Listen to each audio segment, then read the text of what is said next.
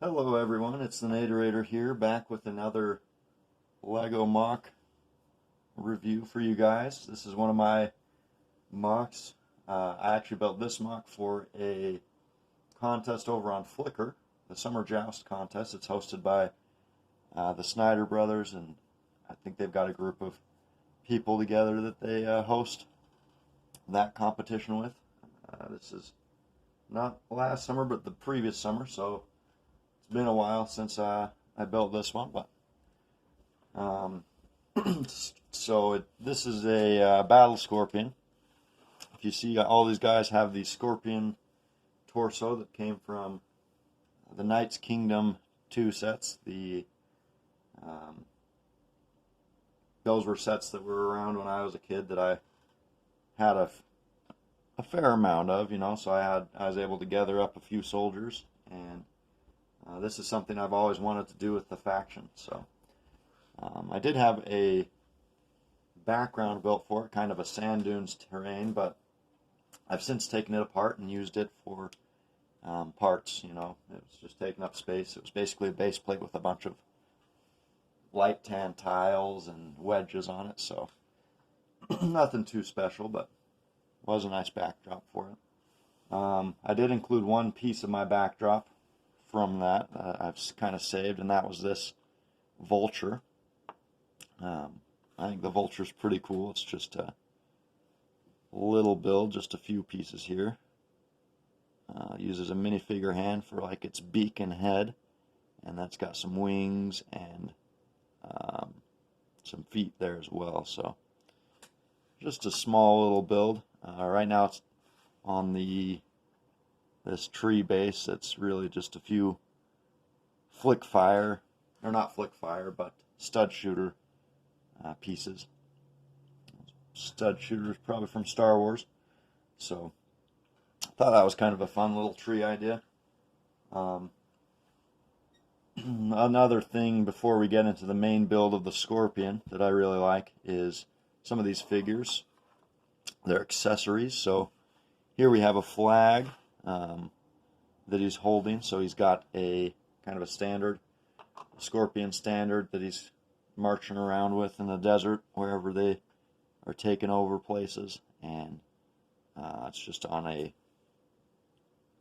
one of these lance pieces, so he can hold it. And then you've got a lightsaber blade, or a lightsaber hilt, and a claw piece that holds onto the actual bar that then holds the flags, with the minifigure hands to keep it from coming off and kind of just hanging down there. So yeah, I really like that flag, that standard for the Scorpion army.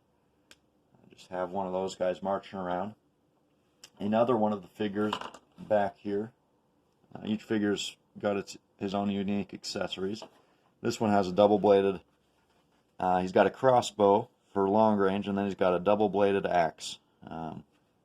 Two-sided axe here that he can slip into a little holder on his back. And it's actually a little bit of a weird accessory. It's on a katana piece, and then the katana has those two axe blades, and that lets it slip into a katana holder on his back. And then this guy's a little more standard, but he does have the Scorpion shield that kind of matches with the rest of the Scorpion, the banner and their Scorpion armor, so now the rider himself,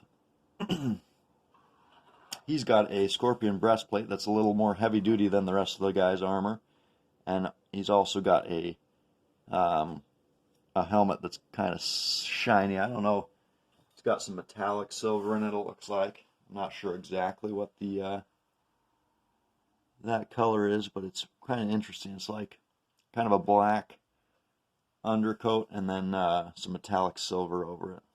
It turned out pretty nice. It's the same style helmet as the rest of the guys, but just a little bit more fancy. You can see he's got his saddle here. He's saddled up on his maroon saddle. Kind of matches their color scheme. And then he's got a chain around the neck of the Scorpion that kind of keeps him controlled. Now the Scorpion, he's using pieces from Aragog's lair. So Aragog, the Harry Potter spider, he's got a couple eyes that are there, and then his mouth, we can get a good view of his mouth here, is using some skate pieces, some roller skates, put on back to back. That's kind of his big maw that can tear people apart. He's got some pinchers in the front, some big old claw pinchers, and then he's got the scorpion tail. It's pretty articulate in the back here, so it's on a ball joint.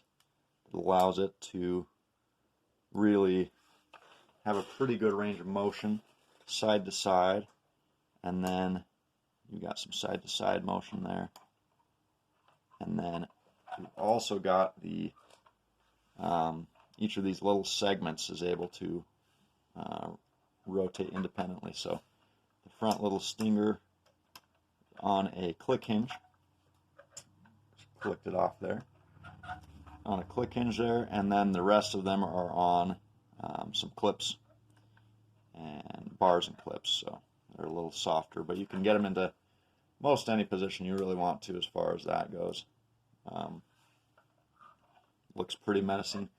His legs also are fairly adjustable, so they're on a series of click hinges, and so you can have him kind of higher up, have him rear back a little bit if you want. Oh, head's coming off there. Let's see if we can put him back together here. Looks like he's not the most sturdy, huh? But anyway, you can have him kind of rear up a little bit on his legs to be a little bit more kind of up on his legs like that. Just reared up. I kind of like him just with most of his legs at a fairly standard angle. So I'll put those back so that he's kind of in a more generic pose, just kind of traveling along the desert dunes.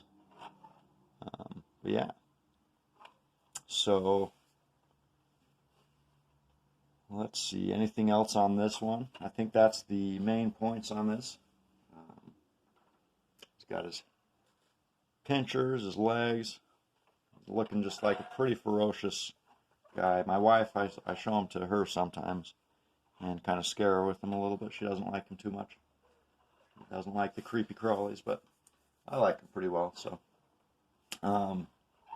if anybody's interested in instructions for this model, comment down below, let me know. I'm willing to work up some instructions for it. If there's enough interest, I'd be happy to do that. And I will see you guys next time.